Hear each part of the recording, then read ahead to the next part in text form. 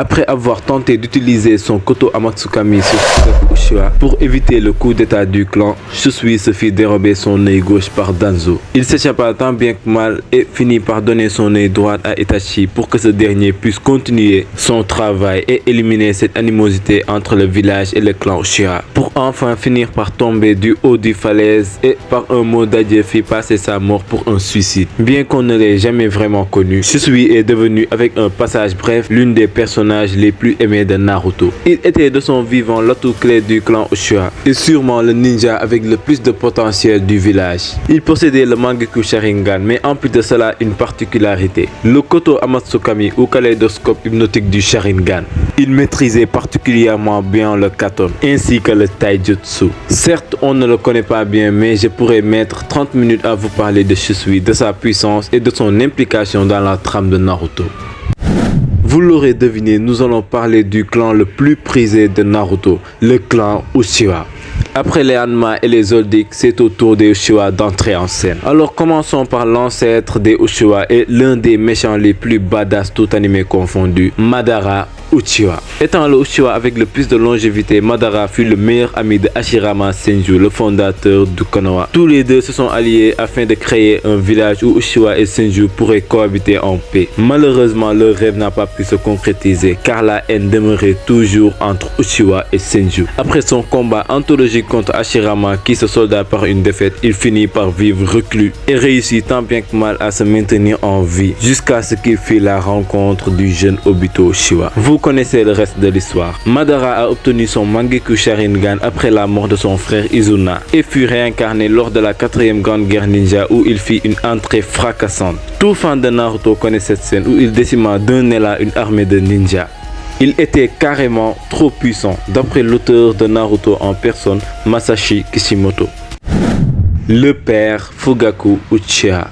Bon, je vais être bref sur lui car malheureusement on n'a pas beaucoup parlé de lui si ce n'est qu'il dirigeait la police de Konoha et prévoyait également un coup d'état que Shisui a essayé d'arrêter et qui fut finalement démantelé par Itachi Uchiha qui a éliminé tout simplement tous les membres de son clan à l'exception de Sasuke. Vous connaissez aussi bien l'histoire que moi et ça va de soi qu'il soit très puissant car étant le chef des Uchiha et donc forcément le plus puissant du clan. J'aurais quand même adoré le voir combattre.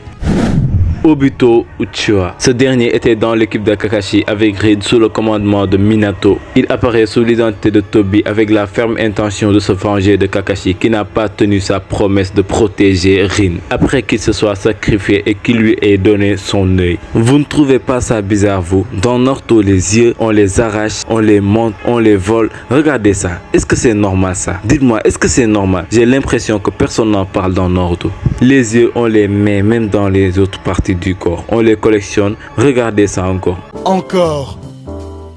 Ça fait beaucoup là, non? On ne peut plus rien pour eux à ce stade. Mais en vrai, la vie d'Obito est une succession de malentendus. Il fut manipulé alors qu'à la base, c'est un bon. Il ressemble même un peu à Naruto. Mais comme on le dit, les Uchiha sont maudits dès la naissance par la malédiction de la haine.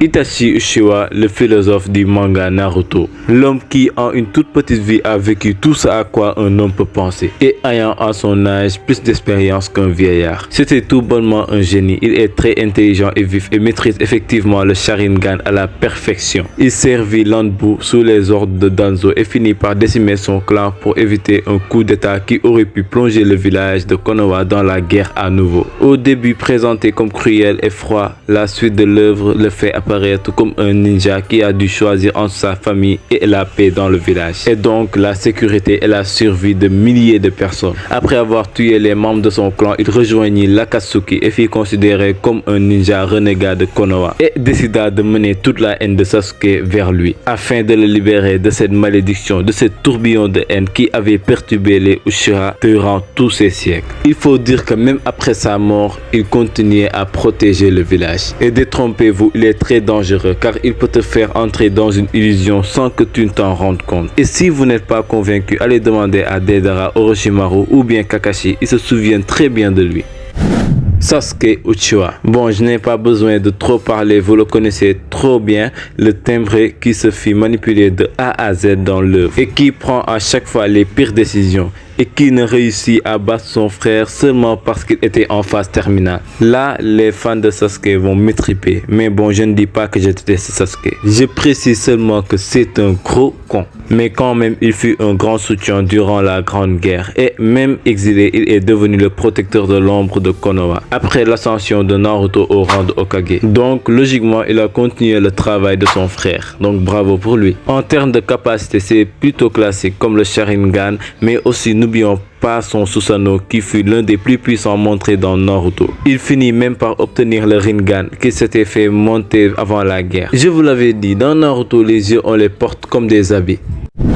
Et on termine avec la petite dernière, Sarada Uchiha. Bon là, dans Boruto, il y a un retournement de situation car c'est le contraire qui va se faire. Boruto va prendre pour idole Sasuke et Sarada va prendre pour idole Naruto et voudra devenir le prochain Hokage. Elle fait équipe avec Mitsuki et Boruto sous la direction de Konohamaru. En termes de puissance, elle est très intelligente comme son père et a éveillé également son Sharingan. Bien qu'elle ne soit pas ultra puissante, elle a quand même un grand potentiel. Je ne suis pas à jour dans Boruto, mais je pense qu'elle a évolué après le time skip.